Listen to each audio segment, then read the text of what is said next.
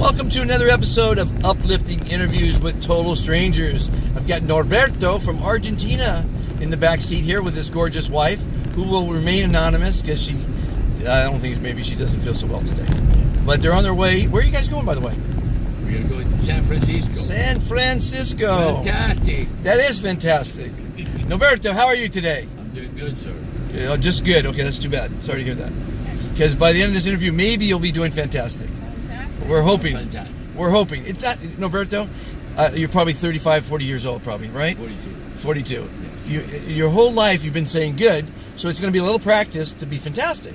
You're right. But as an architect, you should be fantastic because you're designing how people live. And I design fantastic buildings. Well, then I don't want to hear good come out of your lips again. Ever. Okay? Fantastic. Okay, fantastic. Okay, so now let's start over. How are you, Norberto? Fantastic. By the way, out of the 480 interviews, I've never done a second take, never edited the show, and there's never been a rehearsal.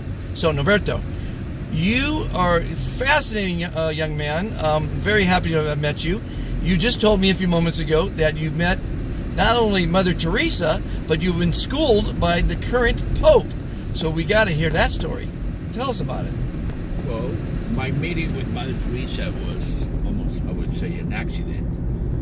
I was designing a building in Costa Rica, the Museum of Natural History, and I had a personal interview with Dr. Arias, that was the president of Costa Rica then, and a Peace Nobel Prize. And he was negotiating with a group of people the peace in Central America. That was when they were in a major war in between Nicaragua and Salvador or something like that. So he convened all the Nobel Prizes, all the Nobel Prize laureates to come to meet with him. And one of them was Mother Teresa. So when I went to the government palace, by accident, they put me in a private waiting room, and I was this person. It was the light was dim, and I saw a little person sitting at the corner of that room. And when my eyes got used to the darkness of the place, I started seeing that there was a nun, and that nun was sitting on the corner. So when I looked at her again, I realized, wow, that was Mother Teresa. So I approached her, and as you can realize that I'm a big talker, but I was mute. I couldn't say a word. I don't know why. Don't tell me. She had these deep, deep, deep eyes sunk inside of her skull, like a coming from, a mask. And she looked at me with those dark eyes, and I swear to God, what I'm feeling is true. I felt like an electrical shock. I felt the power of that little tiny, tiny woman, because I am a big guy. And she was, I don't know, 4'10", 4'7", maybe 90 pounds weight. So the only thing that I was able to articulate, say, hi. She looked at me and she said, hi, bless you. And that was it. That was my meeting with Mother Teresa. If I say something else, I would be lying. I didn't have a chance to talk. You obviously didn't say, how are you? No, I didn't. Because I didn't know what to say. Right. She transfixed you. I will tell you why. I don't admire many people, but I am totally against violence. Always have been against violence. My idol in my life was Mahatma Gandhi. I was my idol because there was a guy that using peaceful movement was able to overturn nothing less than the British Empire in India. It's a major achievement. So Mother Teresa for me represents something similar. A woman of peace. A woman that intensity doesn't have to use power to convey feelings or convey ideology. That's what I admire her, and I couldn't say a word. Well, people like that have an electricity, have an aura about them, and because you don't have to communicate with words to a human being. If you have some, that's what you said. If you ever met a fantastic person, and I met the Pope many years ago when I was a young fellow myself, and he was a young teacher in a Jesuit school in Argentina. And I didn't see him again until a month ago, the 30th May. The 30th of May, I met with him face to face in Rome. You sent him a letter and he responded back. Oh, you're right. I sent him a letter, but I never met him personally. Yeah. I sent him a letter about 2 years ago and he responded to me. Trying to contact him, and after that I learned, because I didn't remember about this guy. He was a young priest when I read his bio.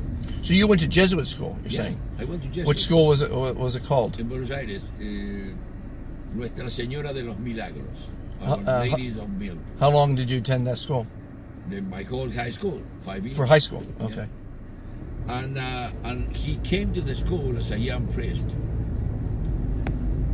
because the Jesuits have a very intense training process. They go to the seminary and they got this first degree, which is a kind of a bachelor's degree. After that, they are not ordained, they can attend Mass.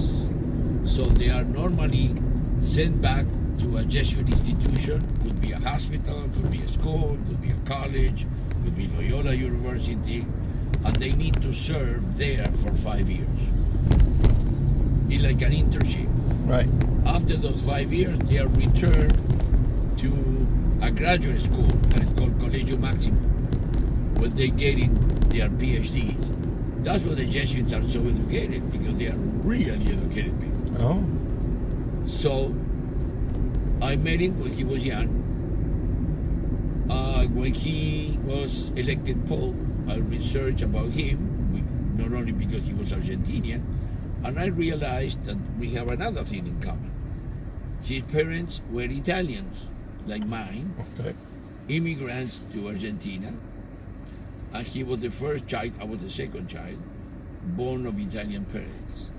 So I wrote to him and he wrote me back. My wife is telling me it's true. And what did you ask him in the letter? Nothing. I salute him, and I made a joke with him that he answered, by the way. And my joke was, I like everything what you're saying and doing. The only thing that I don't agree with you, that you like San Lorenzo de Almagro, which is a very poor soccer team in Argentina, which is true. And he does. Okay. He always announced that he loved that team. And actually, sometimes even he showed the jersey of the team under his cassock. Can you believe it? Crazy guy. So he answered me very nicely and said, well, thank you, Norberto. Yes, I don't remember you either, because I said I don't remember him. Right. But I'm glad that you contact me. But let me tell you, to be a fan of San Lorenzo de Almagro is not my only sin. I have many other ones that I need your prayers and your support. That was his answer. And you have this framed, I'm sure, in your home. Yeah, and a picture. He sent me a picture of his photograph. So I set up a meeting with him, personal meeting, interview. We were going with my wife. She got sick that day. Oh. The interview. That was in Rome. No way. Yeah. But that was the story. Maybe it was karma, because the guy canceled the personal interview because he got sick. But they gave me another kind of option to meet with him, and I did. And I gave him a book about my work, as a present. Right. He likes it. Right. I hope so. And I have a chance to talk to him, very briefly. Where? So tell me about the meeting. With the Pope? Yes. Well, Where was it at? it was in Rome. It was at the Vatican. At the Vatican. So now, did you have to, before going into the Vatican, be screened for every kind of They did. because it's very high security, I imagine. I went like going through a LAX multiplied by 10. Okay. You know, going through. Because they did your background check first, correct? Oh, they did, because you know Well, why? yeah, I have to send my passport in advance. And we went with you. Yeah. We went in Rome. This is interesting. In Rome, not at the Vatican, next to Fontana di Trevi, which is the famous fountain. The Vatican has an office, which is kind of a checkout office. And you go there. We went with Marlene, and I was interviewed by a father, by a priest, and by a nun. They were checking, etc., etc. And yeah, I went through that. And that was the day before the meeting. Okay. The same day of the meeting. Okay. The next day. Now, let me stop you first because this is interesting to me, and this is part of my interview process. Were you nervous? No. Not nervous. Just you're gonna be yourself. No, That's all you let can me be, Let me right? tell you something. He's never nervous. Never nervous. No, I am. I never with you. I am like. I was lucky. I've been lucky to meet presidents and big figures, and somehow you can call probably personal arrogance. You tell him that you met with the Ku Klux Klan guy. He's just No, that's another sad story. So, yeah, Marlene reminded me that many years ago I met with Duke, the guy, the great grand wizard of the KKK. Okay. So I always been. Okay, so getting back to the story, you went through the interview process. Let me ask How long you did it why last? I was not nervous? Okay, Because yeah. it has to do with that. Okay.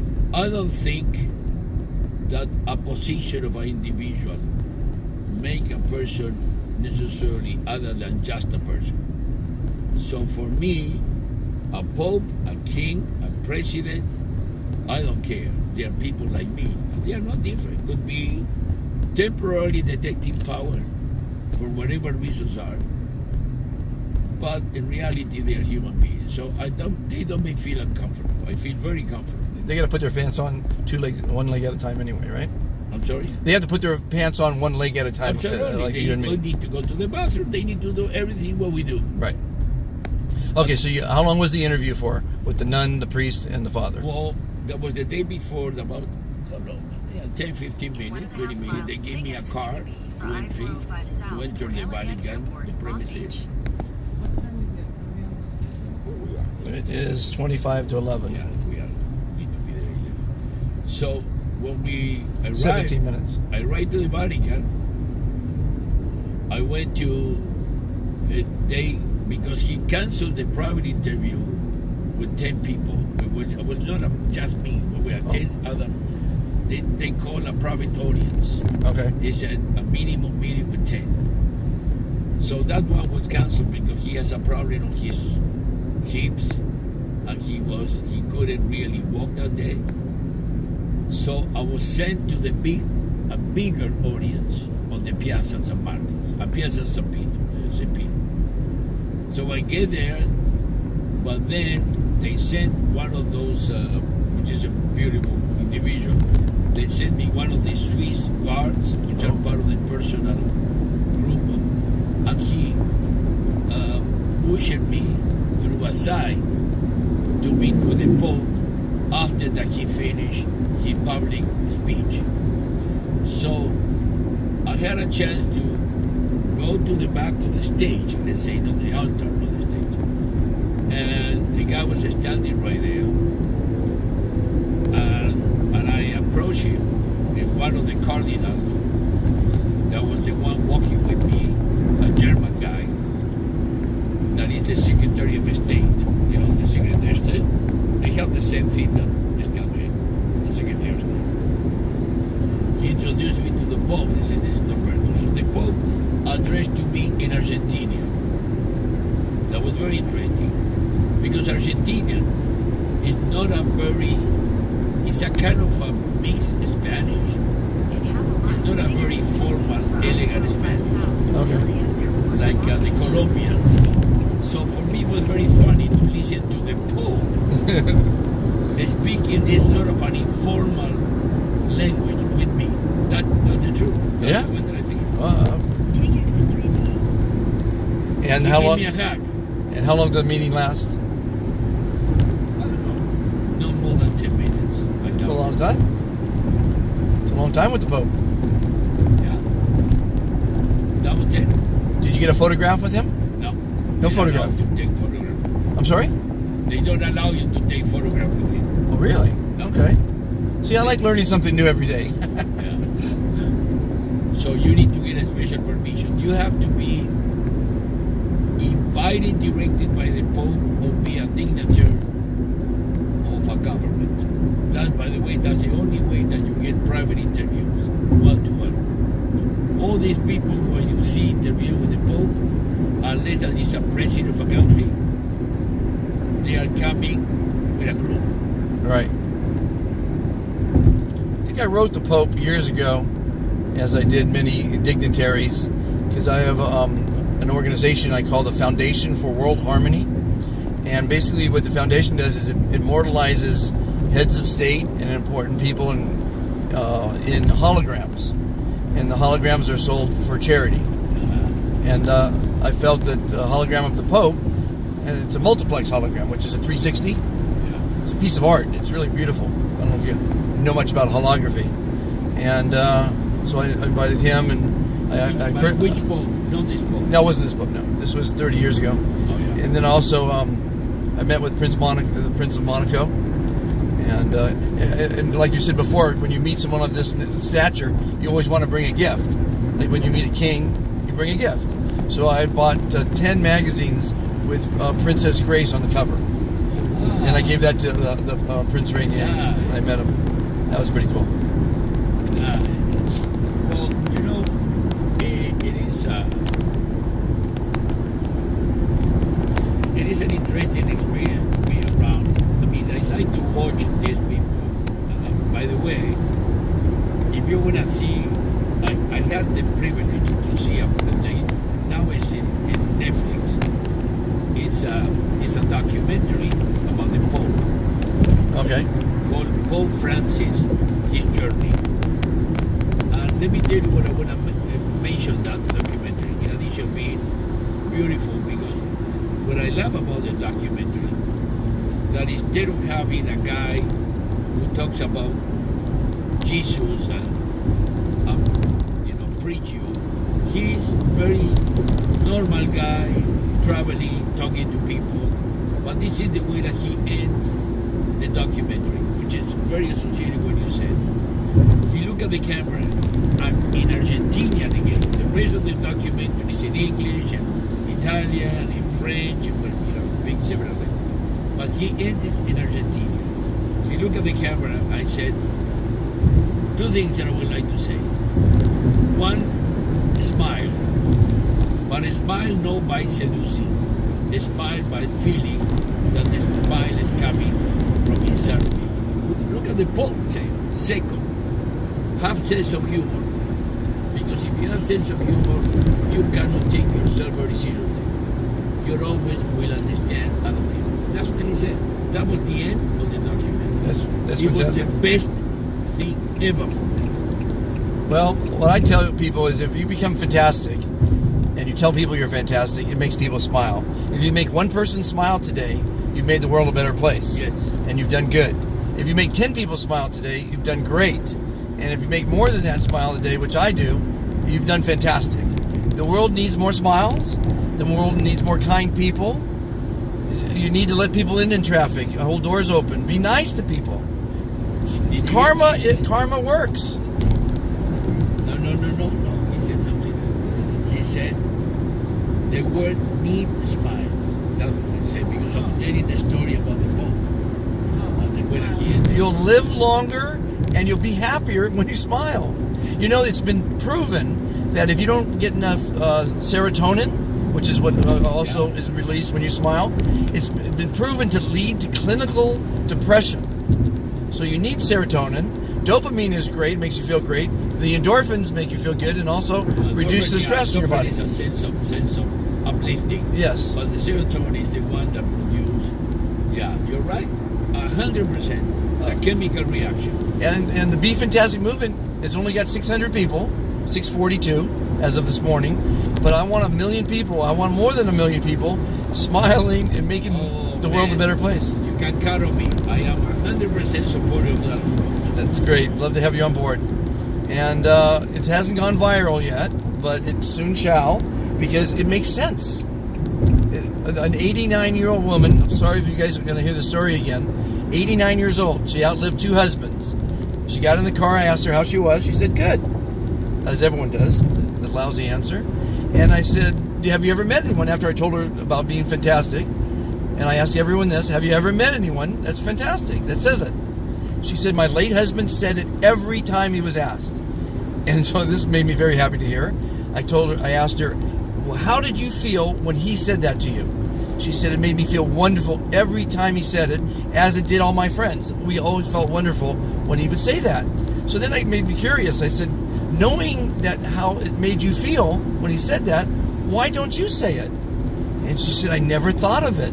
But now that I've met you and I've heard the advantages of it, I'm going to say it the rest of my life. Is that a great story? The greatest story. It's no one's introduced to this. No one hasn't met. There's 38 people that I've met that actually have met someone that's fantastic. But you know what? That's a very small number. The smile, that's what I like the way that he put it. The smile that is coming from inside of you. Of course. It's not a courtesy smile. It's not. Right. But they say even if you're feeling lousy and you paint a smile on your face, you're going to feel better. Well, and he said something that I liked. He said, you're not using the smile to seduce people. Right. In other words, the smile is coming for you and from you. That's the point. Yes. Not necessarily to, to seduce. That's what one, it's infectious, it's contagious. When you smile at somebody, they smile back 99% of the time. But I learned something else. Sometimes I forget to smile too, by the way. And I try, but I forget.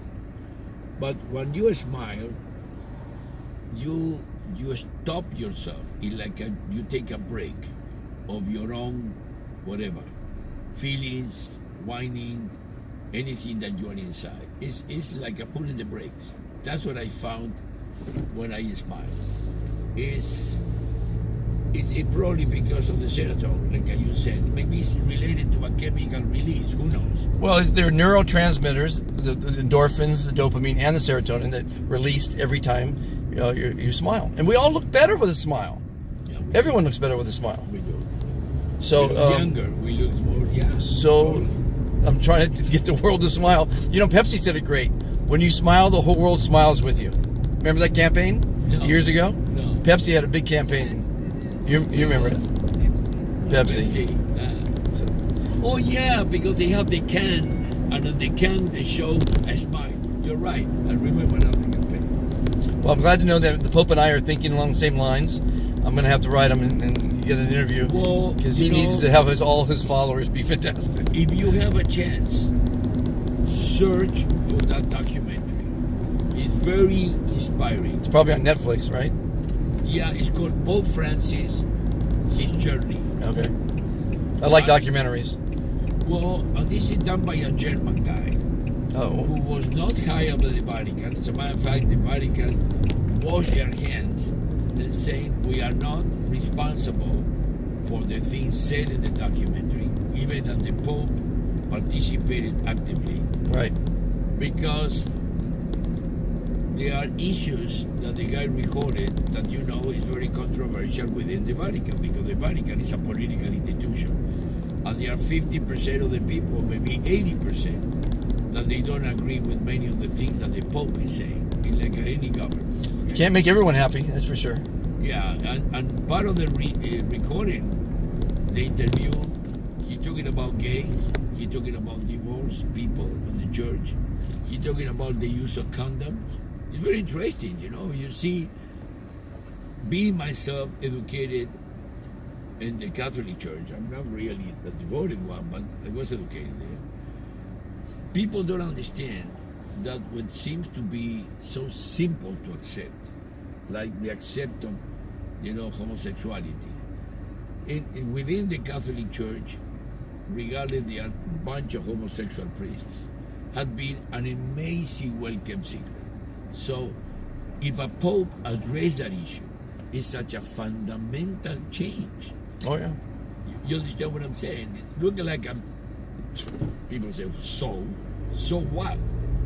I mean, I'm telling you, if a guy said we cannot excommunicate divorcees, wow, it's a major issue in the Catholic Church. Or if he comes out and says there's aliens, imagine what happened with that. That's right. People listen to him. He's got a couple billion followers, right? I mean, how many followers does the Catholic Church have? Oh, billions. Billions, right? Yeah. I think it's 1.6 billion people. 1.6 billion.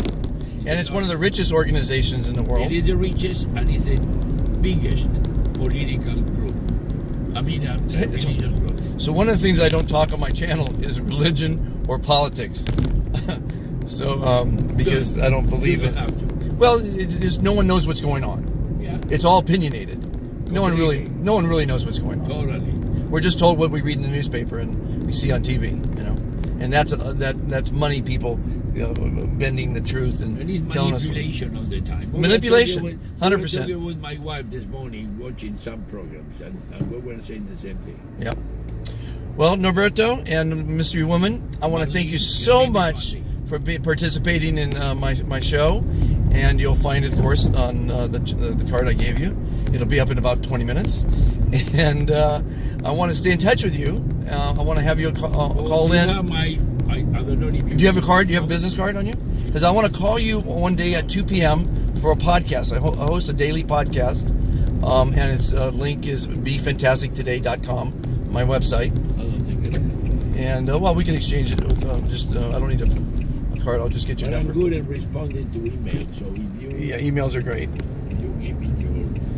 And everybody, thank you for watching. Norberto is a fascinating young man, and he's got a great story. He's going to have more stories for us in future episodes. If you like what you see, and subscribe, call in, and let me know how Being Fantastic is doing for you. Each day at 2 p.m., 714-316-9829. Everybody, be fantastic. Norberto, how are you? Fantastic! Oh, that's good to hear. And your wife, how is she? Fantastic. There you go. She is gorgeous. I wish you guys could have seen her. She is gorgeous. You guys have a fantastic trip, Thank you, and sir. talk to you soon. Bye-bye, everybody.